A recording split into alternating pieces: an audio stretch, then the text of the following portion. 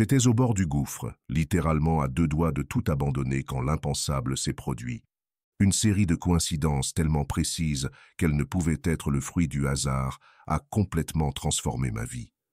Ce que je vais vous raconter aujourd'hui pourrait changer votre perception de la réalité pour toujours.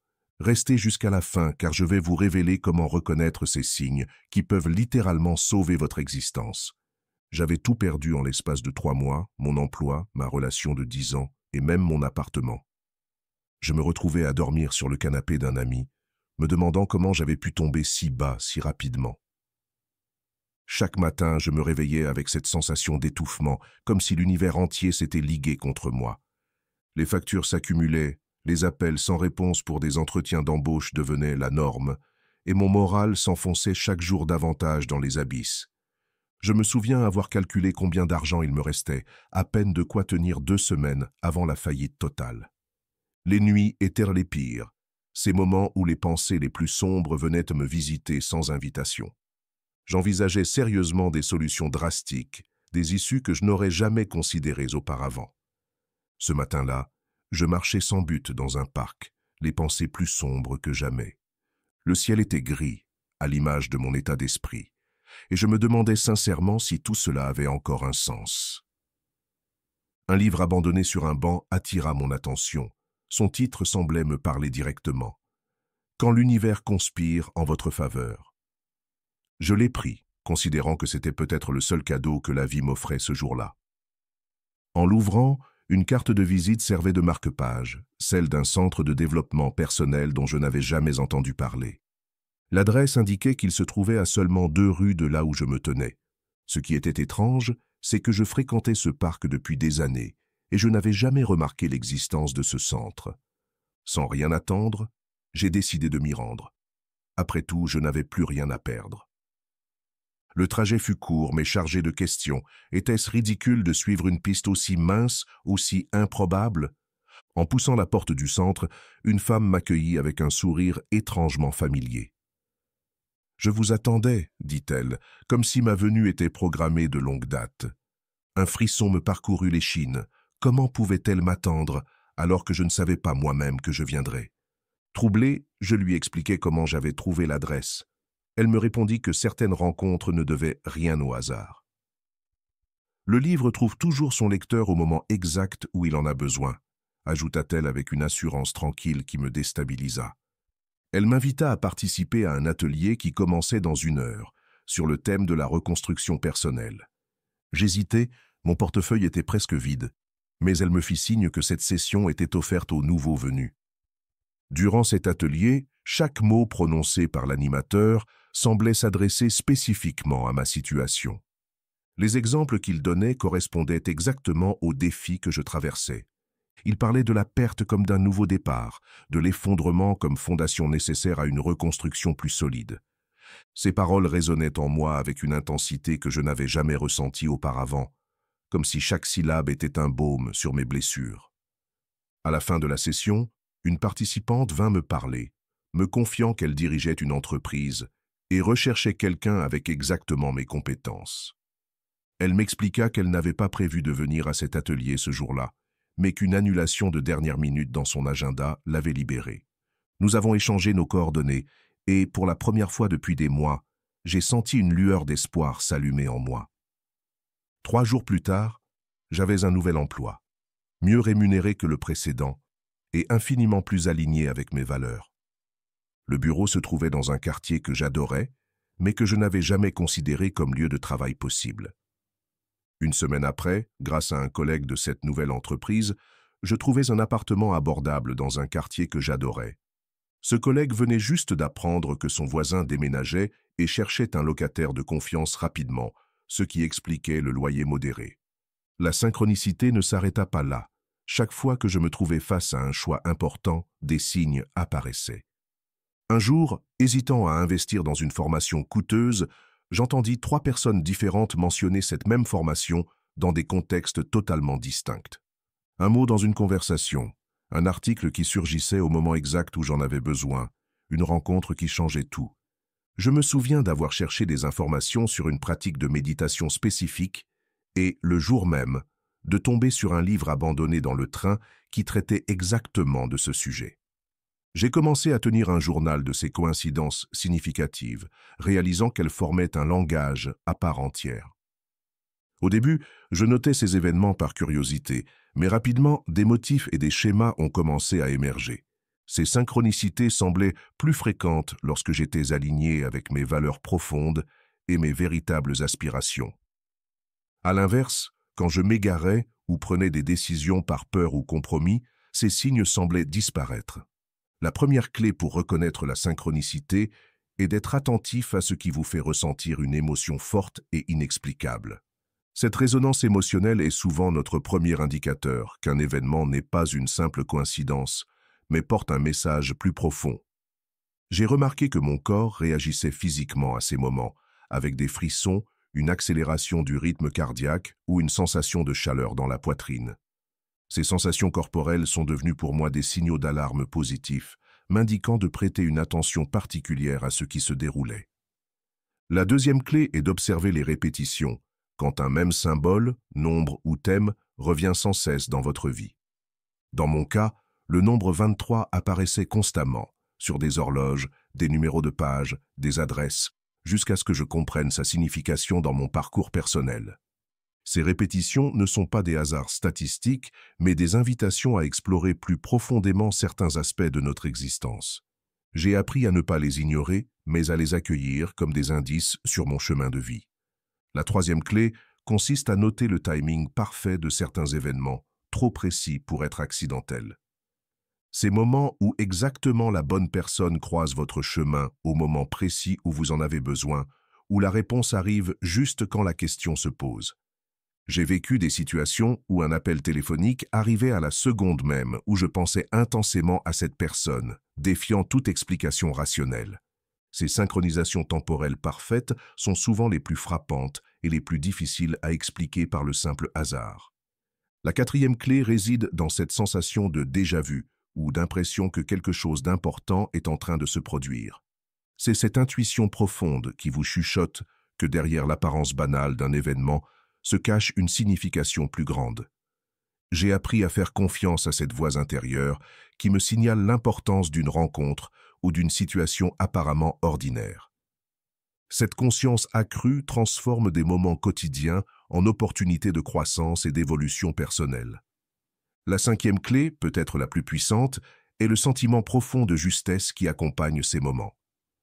C'est cette certitude inexplicable que vous êtes exactement là où vous devez être, faisant exactement ce que vous devez faire. J'ai ressenti cette justesse comme un alignement parfait, une harmonie entre mon être intérieur et le monde extérieur. Ces moments de clarté cristalline sont rares mais transformateurs, illuminant notre chemin avec une lumière que la raison seule ne peut produire.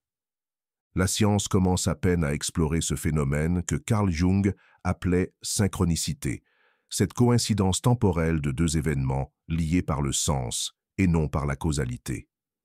Carl Jung a développé ce concept après des années d'observation de ses patients et de sa propre vie, notant comment certains événements semblaient orchestrés par une intelligence sous-jacente. Des chercheurs en physique quantique suggèrent que ces événements pourraient être des manifestations d'une réalité interconnectée au-delà de notre perception ordinaire. Les travaux sur l'intrication quantique montrent que deux particules peuvent rester connectées quelle que soit la distance qui les sépare, remettant en question notre compréhension de la causalité et du temps. Certains scientifiques proposent que notre conscience pourrait interagir avec cette toile quantique, créant des résonances qui se manifestent comme des synchronicités dans notre réalité quotidienne. D'autres chercheurs explorent l'hypothèse que ces phénomènes pourraient être liés à des dimensions de réalité que nous ne percevons pas habituellement. Ce qui m'a sauvé n'était pas seulement ces coïncidences, mais ma décision de leur accorder de l'attention et du respect. J'aurais pu ignorer le livre sur le banc, considérer la carte comme un hasard sans importance, refuser l'invitation à l'atelier. À chaque étape, j'ai dû choisir de suivre ces indices subtils, de faire un pas dans l'inconnu avec une confiance fragile mais grandissante. Cette ouverture active aux possibilités a créé un dialogue vivant entre ma conscience et le monde qui m'entourait. J'ai appris que la synchronicité se manifeste plus fortement quand nous sommes à des carrefours importants de notre vie. Ces moments où tout semble perdu sont souvent les plus fertiles pour une transformation profonde. C'est comme si le voile entre les dimensions s'amincissait dans ces périodes de crise, permettant à des messages plus clairs de nous parvenir. J'ai observé ce phénomène non seulement dans ma vie, mais aussi chez d'autres personnes traversant des périodes de transition majeures. La synchronicité n'est pas magique, elle demande une participation active de notre part, une forme de dialogue avec l'existence. Elle requiert une attention soutenue, une ouverture d'esprit et une volonté d'interpréter les signes sans tomber dans la superstition ou la pensée magique. C'est un équilibre délicat entre rester réceptif aux messages subtils et maintenir un discernement critique face à nos interprétations. J'ai appris à distinguer les véritables synchronicités des simples projections de mes désirs ou de mes peurs. J'ai développé une pratique quotidienne de pleine conscience pour rester réceptif à ces signes subtils mais puissants. Cette pratique commence par des moments de silence intentionnel, où j'apaise le bavardage mental pour créer un espace d'écoute profonde. Chaque matin, je prends quelques minutes pour définir une intention claire pour ma journée. Cette intention n'est pas une liste de tâches, mais plutôt une qualité d'être que je souhaite cultiver, comme la présence, la compassion ou le courage. Je reste attentif aux signes qui pourraient répondre à cette intention, créant ainsi un cadre pour reconnaître les synchronicités pertinentes. Chaque soir, je note les synchronicités observées, créant ainsi une carte de mon voyage intérieur. Ce rituel d'écriture m'aide à consolider ces expériences et à discerner des schémas qui seraient autrement restés invisibles dans le flux constant des événements quotidiens. Avec le temps, ce journal est devenu un trésor de sagesse personnelle, un guide unique, adapté spécifiquement à mon chemin de vie. Je le consulte régulièrement dans les moments de doute, y trouvant des rappels puissants de cette intelligence bienveillante qui semble orchestrer les événements significatifs. Cette pratique a transformé ma perception de la réalité, me montrant que nous ne sommes jamais vraiment seuls dans nos épreuves. Elle m'a appris que même les événements les plus douloureux peuvent contenir des graines de croissance et d'évolution. J'ai découvert que l'univers communique constamment avec nous si seulement nous développons les facultés nécessaires pour percevoir son langage subtil. Cette conscience élargie a apporté une profondeur et une richesse à ma vie quotidienne que je n'aurais jamais cru possible durant mes jours les plus sombres. Si vous traversez actuellement une période difficile, je vous invite à rester ouvert à ces signes que l'univers place sur votre chemin. Commencez simplement par noter les coïncidences qui vous semblent significatives, sans vous préoccuper initialement de leur interprétation. Observez avec curiosité plutôt qu'avec jugement, permettant aux motifs et aux messages de se révéler à leur propre rythme. Faites confiance à vos réactions émotionnelles comme premiers indicateurs de l'importance d'un événement ou d'une rencontre. La synchronicité peut vous guider vers des solutions que votre mental limité ne pourrait jamais concevoir seul. Elle peut vous connecter aux personnes, aux idées et aux opportunités exactement quand vous en avez besoin. Elle peut transformer une période de crise en un portail vers une vie plus authentique et plus alignée avec votre véritable nature. J'ai vu ce processus se dérouler non seulement dans ma vie, mais aussi chez de nombreuses personnes qui ont appris à naviguer avec ces courants invisibles. Ma vie aujourd'hui est méconnaissable comparée à celle d'il y a 2 ans, non pas grâce à la chance, mais grâce à l'écoute active de ces messages subtils.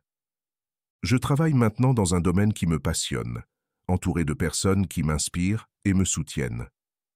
Mes relations sont plus profondes et plus authentiques, basées sur une compréhension mutuelle et une croissance partagée. Je me sens guidé et soutenu, même dans les moments difficiles, sachant que chaque défi contient une leçon précieuse et une opportunité d'évolution. Je ne prétends pas comprendre pleinement comment fonctionne ce phénomène, mais j'ai appris à lui faire confiance. Cette confiance n'est pas aveugle, mais basée sur des centaines d'expériences concrètes qui ont démontré la validité de cette approche dans ma vie. Comme l'a dit Einstein, la coïncidence est la façon de Dieu de rester anonyme. Cette citation résonne profondément avec mon expérience, suggérant que derrière l'apparente randomité des événements se cache peut-être une intelligence organisatrice. Peut-être que le fait que vous regardiez cette vidéo aujourd'hui fait partie d'une synchronicité dont vous ne connaissez pas encore la signification. Peut-être qu'un mot, une phrase ou une idée partagée ici sera exactement ce dont vous aviez besoin d'entendre à ce moment précis de votre parcours. Je vous invite à considérer cette possibilité avec ouverture et curiosité, sans attachement ni attente rigide. La beauté de la synchronicité réside dans sa nature subtile et mystérieuse, qui nous invite à participer activement à la création de notre réalité.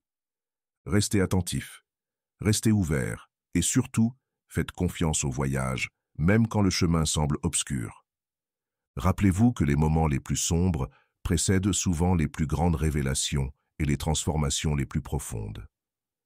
Cultivez cette sensibilité aux signes et aux messages qui vous entourent, car ils peuvent vous guider vers votre chemin le plus authentique. Considérez la possibilité que l'univers conspire effectivement en votre faveur, même quand les apparences semblent suggérer le contraire. La synchronicité m'a sauvé la vie, et elle pourrait transformer la vôtre d'une façon que vous ne pouvez pas encore imaginer. Elle attend simplement que vous ouvriez les yeux à sa présence constante et à sa sagesse profonde qui transcende notre compréhension limitée.